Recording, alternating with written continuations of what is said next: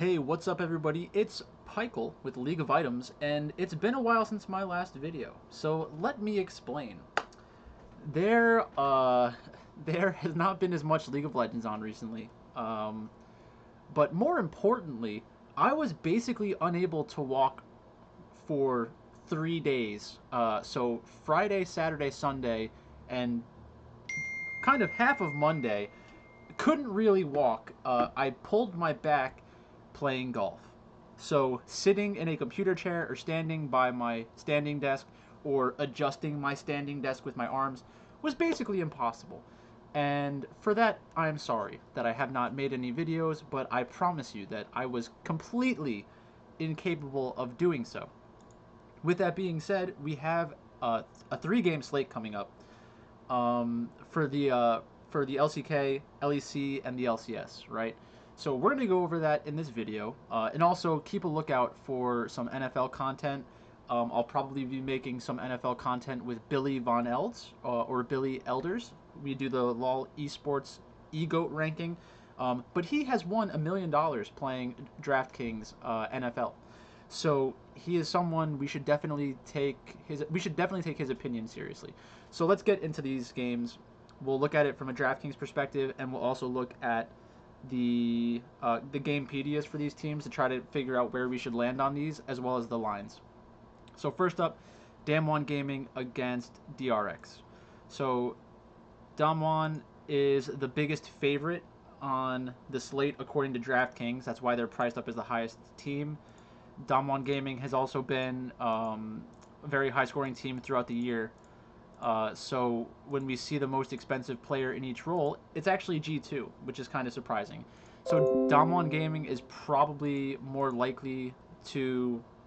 Damwon Gaming, on average, in their matches, will score more points than G2 because G2 has more losses. The other thing to take into consideration is the matchup. So DRX typically has some lower kill score games. So that's another thing that we have to take into consideration. So let's go lane by lane real quick. So we have Nogri against Doran. 4 out of the 5 players on the first team for the LCK were from Damwon Gaming. Nogri's been known as a carry top laner for a long time. This meta is pretty good for... That's not it. It's been pretty good for Nogri specifically. And carry top laners. Like, there are a lot of different options that they have available to themselves. So let's take a look at some of the champions that Nogri has played. Kennen, Camille, Jace, Gnar, Renekton. I think that Nogri is one of the better top laners in the LCK, but I don't think there's a gigantic difference between most of these top laners at this upper echelon of the LCK, because mid jungle is really the most important it's really the most important part of matchups between teams right now, because jungle is ridiculous, and in this match specifically, Showmaker is ridiculous. So when it comes to Nogri against the top laner from DRX, I'm not expecting very volatile matchups that always favor Nogri. I think that Akali is an important pick on this patch. I was discussing this with Yale the other day. On patch 10.16, Akali received buffs. Akali was played before the buffs because Akali stylistically is a very strong champion. So it will depend red side versus blue side, like who is more likely to be able to blind pick Akali. Maybe they even think it's the most important champion in the meta, and they blind pick it first pick overall and try to send it top or mid. There are ways to deal with it, but Akali is the kind of champion that she gets 1 or 2 kills under her belt and she can snowball out of control. So Doran is definitely the underdog in this matchup, but I think that there are champions that could create an edge for DRX in the top lane in specific games. Overall, I think talent-wise, Nogri is better, but they're both good players. Next up in the jungle, we have Canyon and Piosik. Piosik, I've been very high on Piosik the entire season. The reason I like Piosik so much is because early on, Piosik was playing Olaf, and DRX was playing Yuumi. So when you have Yuumi and carry junglers that are more bruisery or juggernaut style champions, they can basically break the game. Where if they get a little bit of an advantage, they can just run over the enemy team, which is not like a high percentage way to play League of Legends, but it's very good. Um, maybe not very good. It's good against what's meta right now because you have chances of completely turning matchups, and yeah, I mean, it's just important to be able to do it. So I think that Canyon probably fits this meta better than Piosic.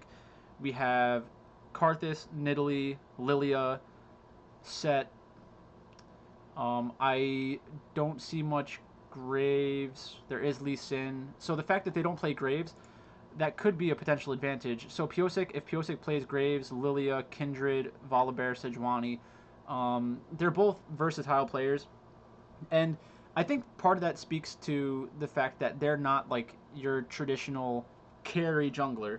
So a jungler can carry without being a carry jungler. In my opinion, a carry jungler focuses um, like on patch 10.6, like when that meta started being established. Those players were the ones that first adopted Graves, Nidalee, Kindred, and those kinds of champions. I think that that's one of the reasons why I love T1 so much at the end of last season is because even though that meta was coming, it wasn't in Korea yet, so I didn't have to worry about that. DRX has adapted to the meta, but it's just not it wasn't their typical play style. So if you look at the spring playoffs, we had Sejuani, Trundle, Gragas, Olaf, Jarvan. There was a Graves game, but it wasn't one of PO6 staple champions. So in this matchup, I don't think that there's a huge edge one way or the other. I think that the public would assume that Canyon is the much better player. I don't think that's really the case. I think they're both very similar. Maybe Canyon is better on this patch, but long-term talent-wise, uh, I think they're basically the same. And then in the mid lane, this is probably the biggest uh, overestimation by the public is that Showmaker is exponentially better than somebody like Chovy. They're two of the best mid laners in Korea and probably two of the best mid laners in the world. Showmaker, I mean, according to his name, likes to make shows of things, and honestly, it's a very apropos name. That's a word drop. So like there, it's basically like shooting a 35-foot three-pointer. Like, yeah, it's cool, but it still only counts for 3 points. So like the reason I say that is because Showmaker is basically the player who's taking 20 to 30 long range three pointers in a game and missing a lot of them, and everybody's just like, oh my god, did you see that three pointer that Showmaker hit the other day? That was crazy. Which isn't to say that I think Showmaker makes low percentage plays or anything, but it's just the and LS has talked about this in the past. The spectacle of it makes people attribute more skill to it than it really deserves. Um, so I think that's probably something that people are going to give too much credit to Dom1 Gaming when DRX is just as good, basically. So I think Chovy against Showmaker, it's basically the same in terms of skill. Maybe Showmaker has a little bit more long-term talent at this point in their careers, but I still think that they're both very good players. And if DRX manages to win the series with Chovy carrying them a few games, I would not be shocked. Like that, that's just the way that it is. Next up, we have Ghost and Beryl against Deft and Keria. So Ghost and Beryl are actually two of my favorite bot lane players because of the style that they play. They were really into Senna. Um, that was very good for them back.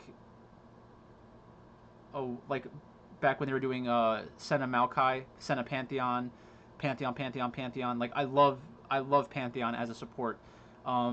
It's fallen out of favor kind of, but they still pulled it out a few weeks ago. So the depth of the champion pools for both of the supports in this matchup is very cool, and I think that there will be a lot of interesting picks to try to like skew how these matchups are supposed to go around the map. Because once you start getting these unique picks in the bot lane, the other teams are prepared less for them. So I think it's very important, and I think it's a lot more fun to watch. Um, people who watch most of my videos will know that I've been saying, like when Caitlyn was getting very strong or very popular, she wasn't as strong as everybody thought she was. Senna is still a very good pick into Caitlyn because if you select your team and your champions correctly, you can play around Caitlyn, and play more for like the mid to late game, where Senna is not going to be the main carry for your team. She basically turns into a long range support, and that's very good because you need to get onto Caitlyn, and like just kill her pretty fast. She's not a hard carry, also, so that's important to realize.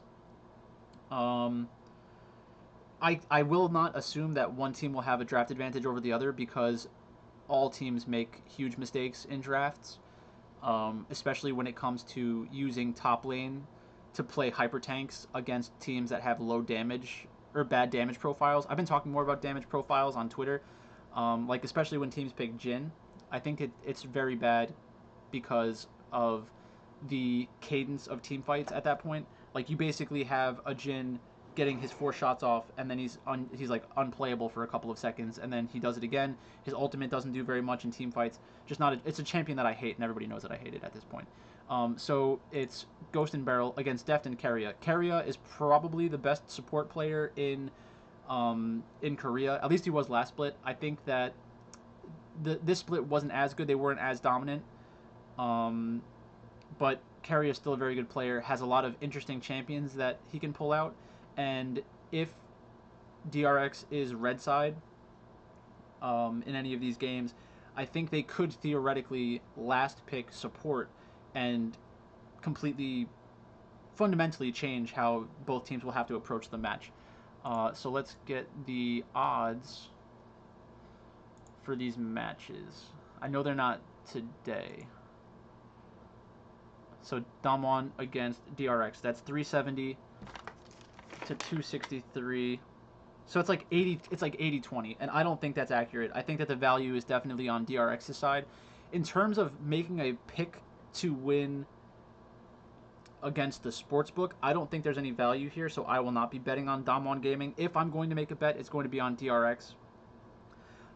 In terms of DraftKings, you'll have to get exposure to Damwon Gaming in some of your lineups if you're running multiple lineups, because you'd be crazy not to. Like, you shouldn't think of it as like $15 entries. You should think of it as like a $100 contest where you're building 6 lineups, trying to get exposure to the outcomes that you assume will happen, and then hedging against the field as well, because Damwon is going to be very popular. So that's it for the first matchup. If I had to pick, I would say DRX keeps it much closer than everyone else does, and I'll pick DRX. In my Discord, let's see exactly what I said in Discord, because I should be consistent. It's just I do believe, yeah, I have DRX, so I'm going with DRX. I think that they're not being given enough credit for how good they've been long term, and for that reason, I'm on DRX. I think there's a ton of value there. So next up is G2 against Rogue. I've been anti-Rogue all year round, not because I think that they're a bad team, but because I think that the public doesn't understand what makes them win games. Mute that site, thank you. So let's get both teams up, and we'll go lane by lane again. So in the top laner, we have Wunder against Finn. Finn has been one of the weaker players for Rogue this entire split. Wunder has been one of the better players for G2 the entire split. Wunder has a more diverse champion pool. Wunder is the better player. I think that is definitely an advantage for G2. Let's take a look at the champion pools. Gangplank, Gnar, Nico, Mundo, Cho'Gath. So it's basically everything. Whatever G2 needs in their team composition, they'll be able to pull it out. The thing that I'm afraid of, not afraid of, I guess it's afraid. If I were a Rogue fan, I'd be afraid, because a lot of these picks are easily countered by Wunder. So watch out for that matchup. I think that's probably the most lopsided matchup in this match. Next up, we have Yonkos against Inspired. Inspired has had a better split than Yonkos. I'm not denying that. Their pick bans, the pick bans for G2 have been pretty bad consistently. I don't trust Grabs. I think that's the coach's name. I just don't trust him. I don't think he's very good. It's difficult because, like, when you're a coach, you need to balance making your players happy and making sure you're putting them in positions to succeed. And I think G2 overall has been more about making their players happy because they're so vocal and will like troll their coach. So it's a tough position for Grabs to be in. I don't think that is necessarily his fault that he's been doing has been drafting suboptimally. I think it's just a bad situation to be in. At least that's what it seems like from the outside. Maybe I'm reading too much into it. But in the jungle, we have a lot of Set, Lilia, Sejuani, Volibear. Inspired, we have Graves, Hecarim, Evelynn, Sejuani, Volibear, Olaf. Not a lot of the champions we want to see back when the meta was shifting. So Graves.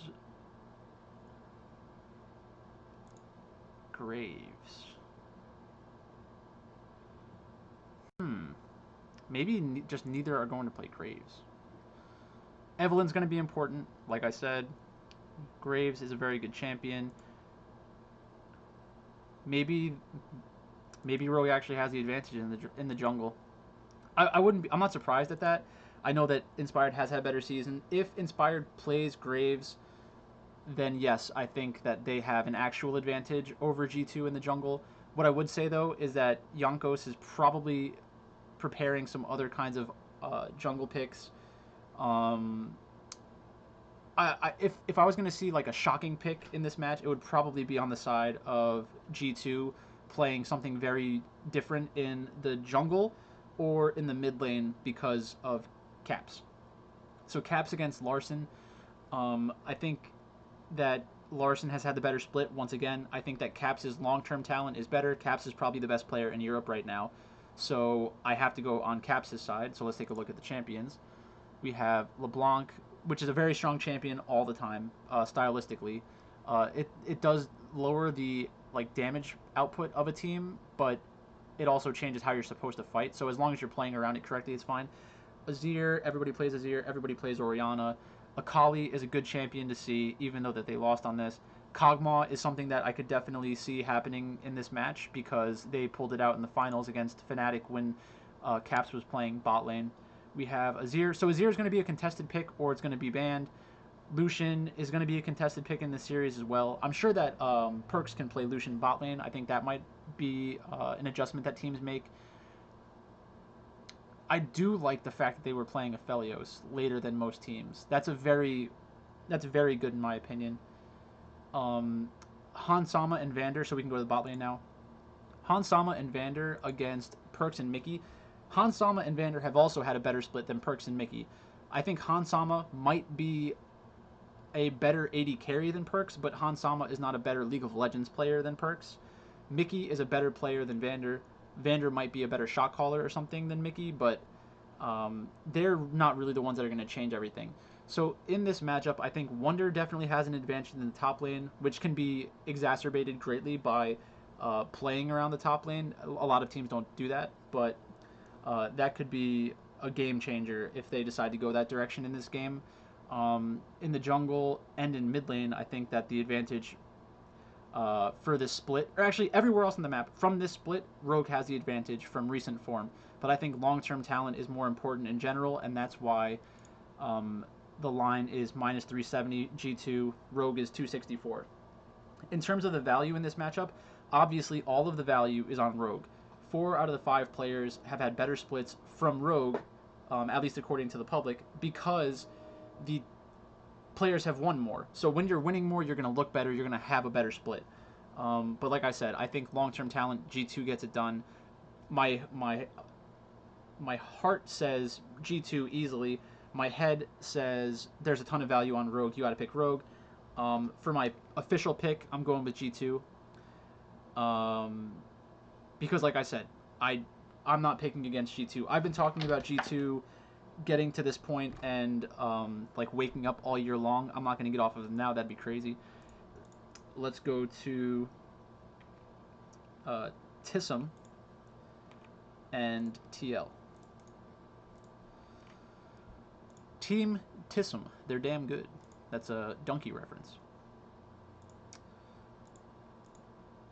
Oh, well, for DraftKings. Okay, for DraftKings, G2 is the most expensive team. Rogue is the second least expensive team in most spots and the least expensive team in other spots. In terms of stacking, I mean, Rogue has really good upside for DraftKings because the competition is G2. G2, similar to Mad Lions, will give up a ton of kills if they're put in a losing position. So I think that's something to watch out for. Rogue's ceiling is definitely higher against G2 than it is against most other teams. Let's go to Team Liquid against TSM. Impact against Broken Blade. Personally, I think Broken Blade is the better player right now. I think Impact has obviously had a better career. Impact is a very solid player overall, but I think that Broken Blade's upside and carry potential is higher than Impact at this point in time. Impact can definitely neutralize Broken Blade in a lot of situations. But if you told me one of the top laners in this series got counterpick a few times, picked an aggressive champion, and snowballed their lane, I would assume it's Broken Blade. That's just how I kind of see it. So let's take a look at the champion pools. So Impact played Ornn, Mordekaiser, Shen. Mordekaiser's had a really good showing in these playoffs, but it's not really a carry the way that carry is meant to be used. And then you look at Broken Blade. Broken Blade has Jace, Lucian. Renekton is not really a carry, but it kind of is. It can snowball hard. Gangplank. So I think we will probably see Gangplank in this series. And some boring, slow games. I think TSM and Team Liquid will both opt into that. And that's the reason why I like this game the least out of all the DraftKings games. In the jungle, we have Broxa and Spica.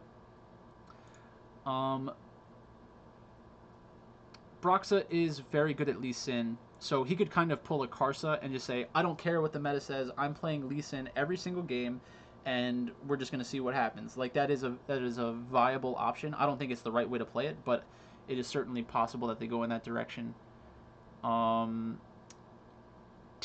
plays Evelynn, Nidalee, Graves. They're very similar in terms of how they're approaching the game right now. I do like the Hecarim from the side of Team Liquid. Hecarim has been a pick that I've been talking about for several patches now. Continuously gets buffed, and players like Gilius have shown that it's a good champion in playoffs. It can snowball really hard. Skarner is a very interesting pick that TSM has pulled out. Skarner has received buffs recently and is not a carry champion, but Skarner's impact on the game can be gigantic because Skarner will force the enemy team to build QSS to get rid of his ultimate, which is significant.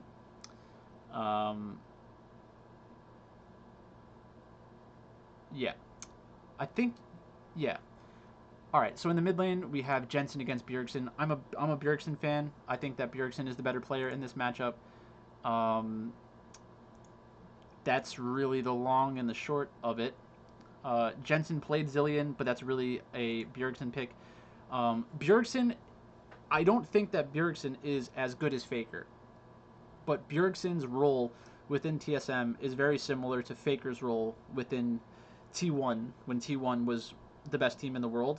And what that means is Bjergsen, even in the games where Bjergsen isn't the one getting a lot of kills and doing the most damage, Bjergsen's influence on the game is higher than all of the other players in the game for the most part. There are games where the top laner or the jungler will have a great performance, but or the AD carry, but for the most part, it's like the impact of Bjergsen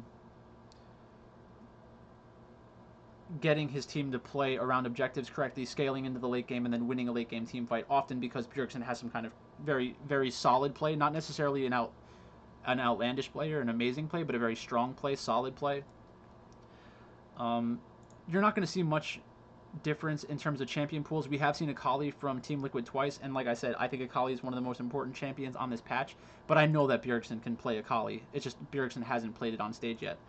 And then in the bot lane, we have Tactical and Core JJ against Doublelift and Biofrost. Tactical is the most overrated player in North America now. It was Niski, now it's Tactical. The entire split, they've been talking about Tactical because they want to have this whole, like, oh my god, amazing rookie from North America. Nobody's buying that because it's just not true.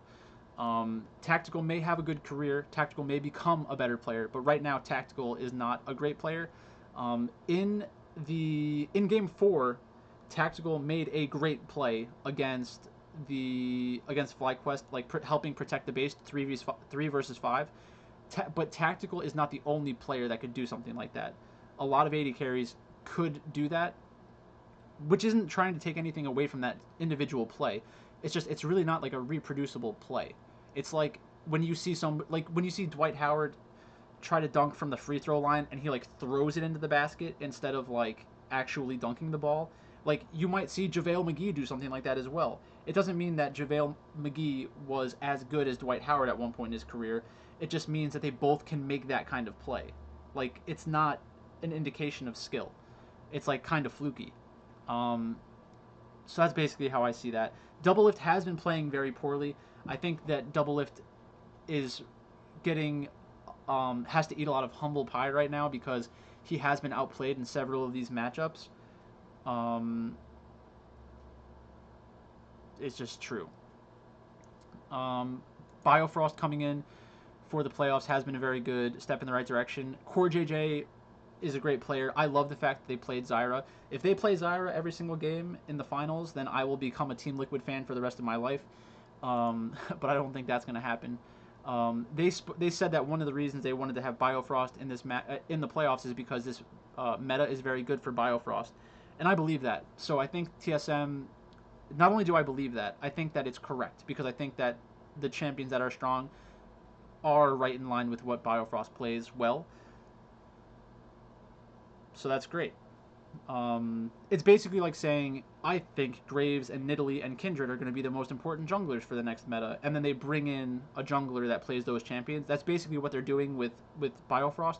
Supports don't have as much of an impact as like the jungler does in general, but it's that type of move, and I think that's smart. Team Liquid is the favorite. TSM is the underdog, 185 to 140. That's about 60. It's about 66% to 33%. So I like TSM. I'm picking TSM.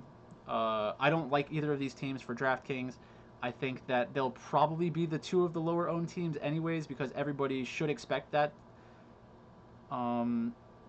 In terms of highest upside DraftKings plays, I think Rogue is probably the best upside play because they might go under owned and their ceiling is increased by G2.